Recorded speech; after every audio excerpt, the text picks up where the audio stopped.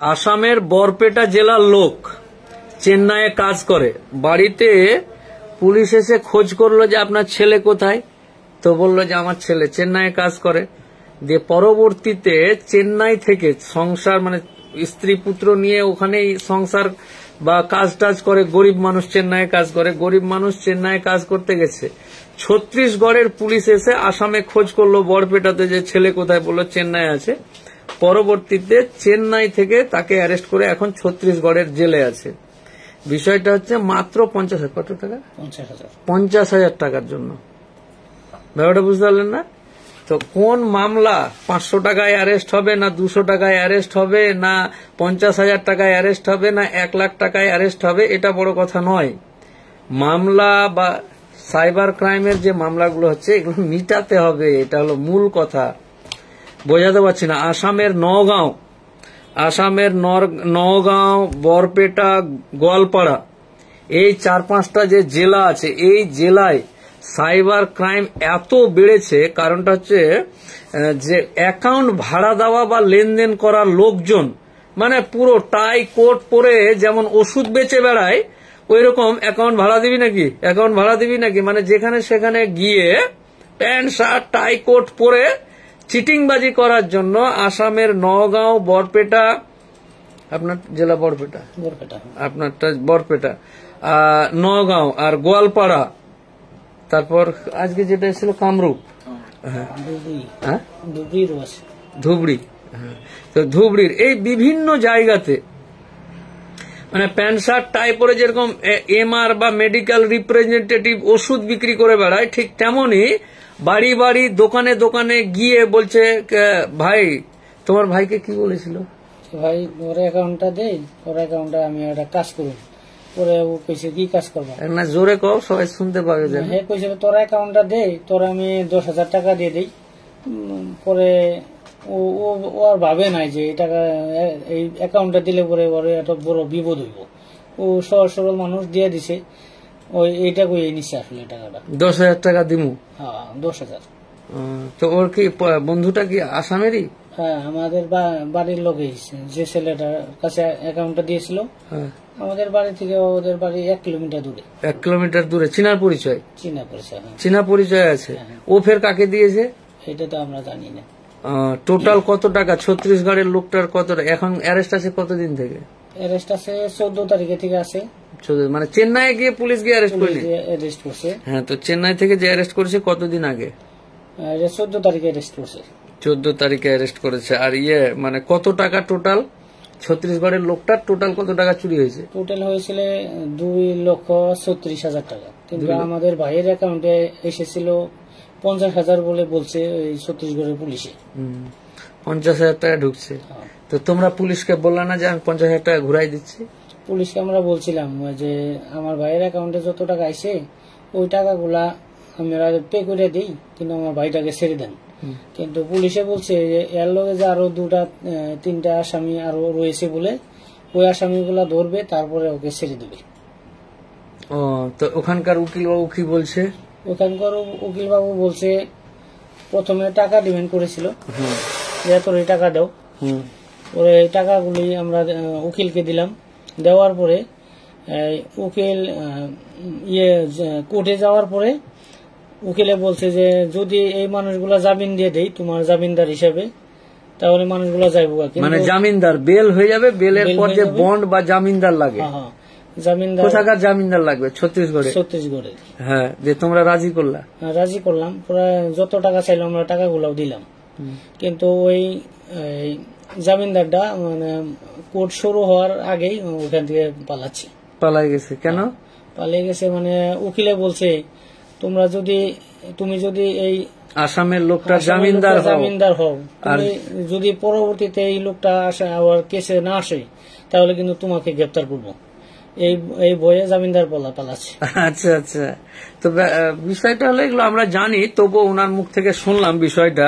কারণ অনেক সময় মানুষকে বিশ্বাস করাতে গিয়ে এবার যদি অনেক সময় বলছে যে আমরাই মানে উকিলবাবু ভয় খাওয়াচ্ছে, উকিলবাবু নিজের ভয় খাইয়ে পয়সা ইনকাম করার জন্য মানুষকে ভয় দেখাচ্ছি আমি।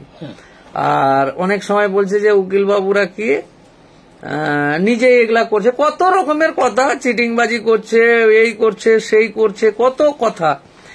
কিন্তু যারা অ্যারেস্ট হয়েছে, যার বিপদ হয়েছে, আপনাকে মনে হচ্ছে যে উকিলবাবুরা চিটিংবাজি করছে? না, এগুলা সচেতন করলে ভালো। যার অ্যারেস্ট হয়েছে তার ব্যথা সে বুঝে। এখন আমার পাশে বসে আছে আপনার ভাই হলো নাকি? আমার ভাই। আপনার ভাই তো এখন বলছে যে বাড়ি ঘর বেচে হলো ভাইকে বাঁচানো লাগবো নাকি?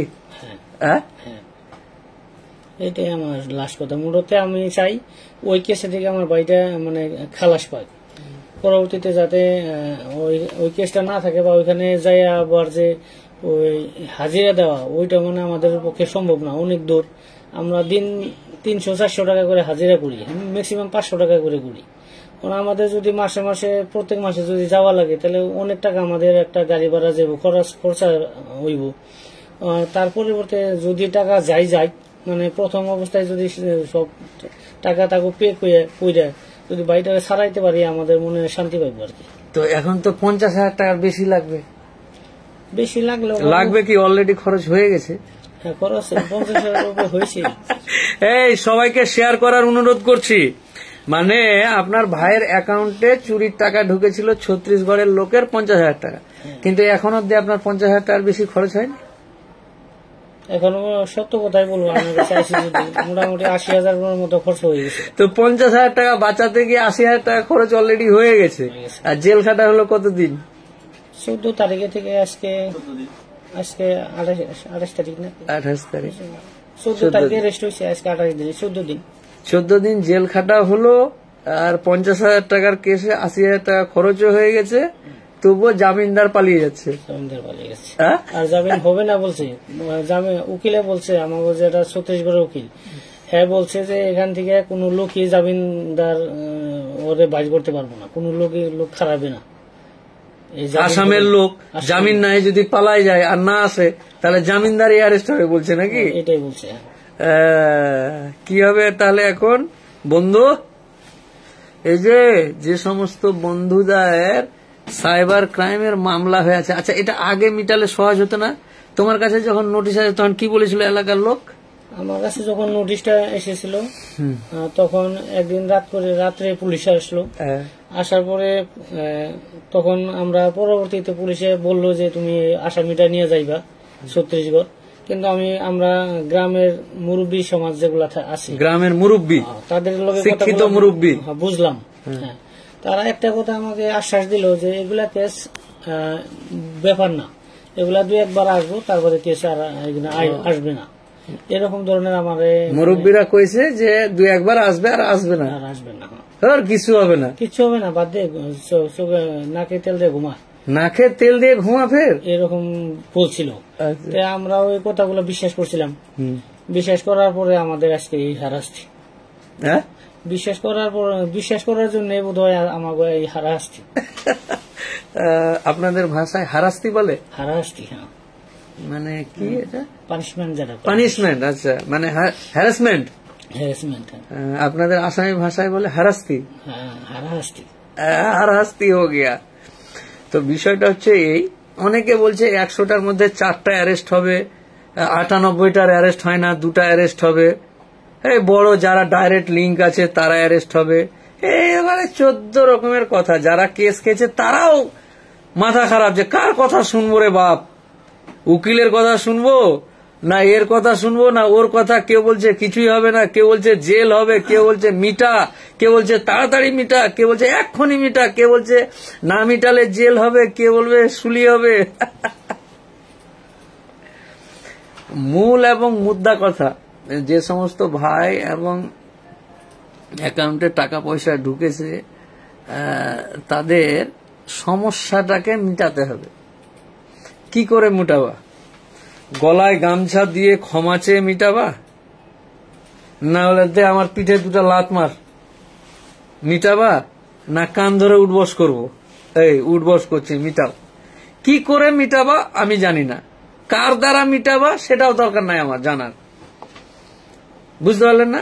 কার দ্বারা মিটাবেন, কিভাবে মিটাবেন, কি করে মিটাবেন জানি না, মিটাতে হবে। মূল এবং মুদ্রা কথা হলো সমস্যা মিটাতে হবে। সাইবার ক্রাইমের মামলা হয়েছে, সমস্যা মিটাবেন না, এটা হতে পারে না। 1 নাম্বার 2 হলো চোখের ডাক্তার দিয়েই চোখের অপারেশন করতে হবে। আর একটু কালো হলো না জেরক্সটা? চোখের অপারেশন দিয়েই, যে চোখের ডাক্তার তাকে দিয়ে চোখ অপারেশন করাতে হবে, সিজারের ডাক্তার দিয়ে সিজার করাতে হবে। যে এই বিষয়ে জানে তাকে এই বিষয়ের মামলাগুলো করাতে হবে। এবার জমি জায়গার উকিল, সাইবার ক্রাইমের এক্সপার্ট, এনডিপিএস, গাঁজা, বিভিন্ন রকম ব্যাপার স্যাপার গুলো আছে, এগুলো মিটাতে হবে। এই যে নোটিশটা দেখেন, এই যে ন্যায়ালয় শ্রীমান, এই ওই যে সেই ব্যাপারটা বুঝতে পারছেন? এই যে এই ভাই আর এই ভাই আসাম থেকে এসছে, এই যে সমস্যাগুলো শোনালাম ছত্তিশগড়ের, আপনাদের সকলকেই সচেতন হওয়ার অনুরোধ করছি। কোনটা নাম্বারটাই তো মেন আধার কার্ডের, পিডিএফ নাই, এটা রেখে নে আর পিডিএফ করে। ঠিক আছে, এই হলো বিষয়। তো আপনাদের ভাষায়, আপনাদের যে লোকাল ভাষা, না কি বললি তুই ভাষাটা? বাংলায় বলি, বাংলার সাথে মিলে না। না না, তোদের, আমার বাংলাতে আমরা বাঙালি যে আছে তাদেরকে বলছি। মাতৃভাষা হলো আসামিজ। আসামিজ তো। এবার আমি আপনাকে অনুরোধ করছি যে আমার যারা আসামের অনেক ফলোয়ার্স আছে, বরপেটা, করিমগঞ্জ, শ্রীভূমি থেকে শুরু করে একেবারে শেষ অব্দি, ধুবড়ি থেকে একেবারে সেই, ঠিক আছে?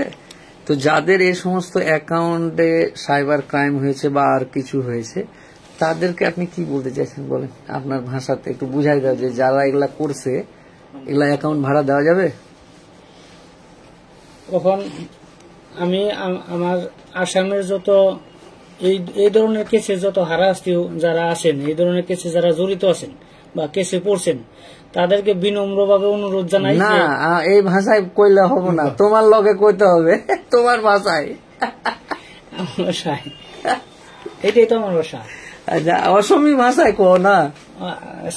হ্যাঁ, মই এতিয়া আমাৰ অসমবাসী ৰাইজক মই বিনম্ৰতাৰে অনুৰোধ জনাও যে একাউন্ট ভাড়া যেন না দেয়। আপোনালোকে এনেকুৱা, মোৰ ভাইটিয়ে যেনেকুৱা কাম কৰিছে, এনেকুৱা হয়তো বহুতে আপোনালোকৰ পৰিয়ালৰ বহুতে এনেকুৱা কৰিছে। আপোনালোকক অনুৰোধ এইটোৱে জনাও, আপোনালোকে কোনোবাই যদি এনেকৈ একাউন্ট বিচাৰে আপোনালোকে নিদিব, দিলে এনেকুৱা বিপদ অহাটো অনিবাৰ্য। আপোনালোকে সেই বিপদৰ পৰা ৰক্ষা কৰক আৰু নিজৰ ল'ৰা ছোৱালী বা সন্তানক আপোনালোকে বুজক, যাতে বিগত দিনত যিটো হৈছে সেইলৈ ভাল উকিল ধৰি কেছ কৰি আপোনালোকে তাৰ পৰা ৰেহাই পাওক, সেই পৰামৰ্শই আমি জনাও। আৰু আমাৰ নিচিনা যে ভুক্তভোগী আৰু যাতে কোনেও নহয়, তাৰ বাবে আপোনালোকে সচেতন হওক আৰু ৰাইজেও সচেতন হ'ব লাগে। পৰিয়ালৰ মুৰব্বীসকলেও সচেতন হবলৈ মই বিনম্ৰতাৰে আহ্বান জানাইছো। বাহ, ধন্যবাদ। এই যে আসামের বরপেটার এক ভাই, আপনাদের সকলকে আসামের, কারণ আসামের আমার প্রচুর ভাই আছে, এই ভিডিওটা শেয়ার করার জন্য বলছি শুভঙ্কর। হ্যাঁ, সাবধান, মোবারক মোল্লা, যাই হোক, সঞ্জয় তিওয়ারি। তো এই যে আসামের ভাষায় বললো এই বিষয়গুলো। একজন বলছে কালো কোট হইতে সাবধান। তো উকিল না ধরে তুমি তাহলে কোকিল ধরো নাকি? হ্যাঁ, কোকিল ধরলে হবো? হ্যাঁ, কি কালো কোট না হলুদ কোট? বিপদটা মানে যার হয়েছে তারা তো বুঝতেছে। তখন আমরা যদি বিপদ আমাদের হয়ে গেছে, আমরা যদি এখন কালো কোটেরও ইচ্ছা করলে আমাদেরকে রক্ষা করতে পারবো, আবার বহুত কালো কোট আছে তারা মানে ধ্বংস করতে পারবে। যার জন্য মানে মানুষের কিছুই থাকে, দ্বিধাবোধ থাকে। কিন্তু আসলে আমরা তো, কিন্তু চাইলেও আপনি পারবেন? আপনাকে আমি বলছি, আপনি গিয়ে আপনার ভাইকে ছুটাতে পারবেন? সম্ভব না। কি জেল ভাঙে মাটির তলে দিয়ে জেল দিয়ে বার করে নিয়ে আসবেন নাকি? সম্ভবই না। সব মানুষ এক হবে না, সব উকিল বাবু এক হবে না, মানুষ বিভিন্ন রকম আছে, তাই না? এই হলো বিষয়। আচ্ছা, ওই চীনা পরিচয় লোকের কাছ থেকেও তাহলে অ্যাকাউন্ট নেওয়া যাবে না, দেওয়া যাবে না? আপনার লোক তো চীনা পরিচয় ছিল, তোমার ভাইয়ের না দেওয়া যাবে না, হ্যাঁ না দেওয়া যাবে না, একদম একদম দেওয়া চীনা যাবে না। পরিচয় লোক যদি বলে যে দাও 10,000 টাকা দিচ্ছি, কাউকে দেওয়া যাবে না। মোড়ে তো এরকম একটা সন্দেহ হয়ে বসে ভিতরে নিজের বাবা ছিল দেওয়া যাবে না। নিজের বাবা চাইলেও দেওয়া যাবে না। কি বা করবো, হ্যাঁ? জাজ করতে লাগবো আগে, দেওয়ার আগে। দেওয়ার আগে জাজ করতে লাগে, বাবা কি করবো তুমি, কি হ্যাঁ? করবা তুমি? হ্যাঁ। তুমি তারপরে আমার নাগাল কেসে ফাঁসো না। যার অ্যাকাউন্ট সেই তো কেসে ফাঁসবে। এই যে জাহিরুল আসাম থেকে বলছিস, ভাই জাহিরুল, বাহ খুব সুন্দর। বরপেটা আইব নাকি স্যার? রাশিদুল জাহান, বরপেটার লোক আমার লগে আইছে লগ করতে। স্যার আমারও ভালো ফ্যান ফলোয়ার আছে, হ্যাঁ? আমারও একটা চ্যানেল আছে। চ্যানেল আছে না? বাহ খুব ভালো। কি চ্যানেল ভাইয়ের নাম? আমার নামেরই পেজ আছে, রফিকুল ইসলাম। আচ্ছা, বাহ খুব ভালো। উকিল, উকিল সাইরা উপায় নাই রে। উকিল সারা উপায় নাই, কালো কোট দেখলে হবো? এটা আমাদের বাসায় বলছি, হ্যাঁ? আমাদের বাসায় বলছি। তা আমার তো আসাম মানে তো আমার খুব কাছের জায়গা। আচ্ছা, বরপেটা আমার লোক চিনে না আমার এবারে? আমি তো আপনার বড় বিগ ফ্যান, কি কম। অনেক বড় ফ্যান একদম নাকি, হাওড়া স্টেশনের মতন। আপনার যার জন্য তো আপনার লগে যোগাযোগ হয়েছে আমার, সম্ভবই হইতো না। ত্রিপুরা থেকে জয়ন্ত ঘোষ, ঘোষ বাবু ত্রিপুরা থেকে, থ্যাংক ইউ। আরিফ জমাদার আসাম থেকে, রামকৃষ্ণ চন্দ্র শান্তিপুর থেকে, বাহ শান্তির জায়গা শান্তিপুর, আমাদের নদিয়া জেলার। सिद्दीक आसाम, सिद्दीक अली आसाम से, जुबिंदर फोटो लगाए रखो। शाहजान, अब्दुल हुसैन, तापस घोड़ा, एडवोकेट अबू सलाम, थैंक यू। लर्नेड फ्रेंड तापस घोड़ा, अनुपम माहातो, मिस्त्री फजरुल शुरू, मजिबुर मंडल। তোমার কে হলো যে অ্যারেস্ট আছে? তোমার কে হলো? আমার ভাই, এটা আমার বড় ভাই। আচ্ছা, আমি আর ছোট, আমার ছোট এটা। যেটা ফাঁসে এটা এর ছোট। ও আচ্ছা। তাহলে চীনা পরিচয় লোক হলেও টাকা অ্যাকাউন্টে নেওয়া যাব না নাকি? বুঝতে পারলে না? হ্যাঁ, সেই তো, এই হলো ব্যাপার। আসাম থেকে আপনার লাইভ দেখছি। হাকিম, এই আসামের আজকে বরপেটা থেকে এসছে 7 জন গরিব মানুষ। মাছ আজকে যে এসছে না ভাই, ওর স্বামীর নামে আধার কার্ডের কি কেস হয়েছে উত্তরাখণ্ড থেকে, একেবারে গরিব। ওই কি বলে ওলা, গরুর যে সুতা ইয়ে হয় না, ওইটা করে খায়। একজন আছে, দেখেই মায়া লাগছে। ভাত টাত খাওয়াই পাঠালাম, যে ভাতটা খাও, কেস মামলা মোকদ্দমা সালা বাঁচবি না তো খাবো কি, যা আগে ভাত খা দে। ভাত টাত খাওয়াই পাঠালাম। ওরা ওই সরাইঘাট এক্সপ্রেসে গেল বাড়ি। হ্যাঁ, কত গরিব মানুষ একদম। ওর বেটা ওই কার সাথে কি বন্ধু করে অ্যাকাউন্ট দিয়েছে, 11টা কেস খাইছে। জানে না, ওই বলেছে 5,000 দিয়ে অ্যাকাউন্টটা দিয়ে দিয়েছে। আসলে ওর বাপ কাঁদতে কাঁদতে বলছে যে আমার 15 কাঠা জায়গা আছে, বেচে দিব, ওইটা দিয়ে হবে স্যার। আমি বললাম না, হবে না। একটা কেস মিটায় কি হবে? 15টা যদি কেস থাকে, একটা কেস মিটায় হবে, একটা চুল কেটে হবে, পুরাটাই কাটতে হবে। কাটলে একটা মামলা কমপ্লিট করতে গিয়ে যান শেষ, তাহলে বাকিটি কি হবে? তখন 14টা হ্যাং হয়ে থাকবে না। এই যে ব্যাপারটা আর কি, এই হলো ব্যাপার। সকলে ভালো থাকুন। Yusuf, Abu Sufian, Samir Hossain, thank you. ইন্তাজ, আসসালামু আলাইকুম। ওয়ালাইকুম আসসালাম, মালদা থেকে। ভালো থাকুন সবাই।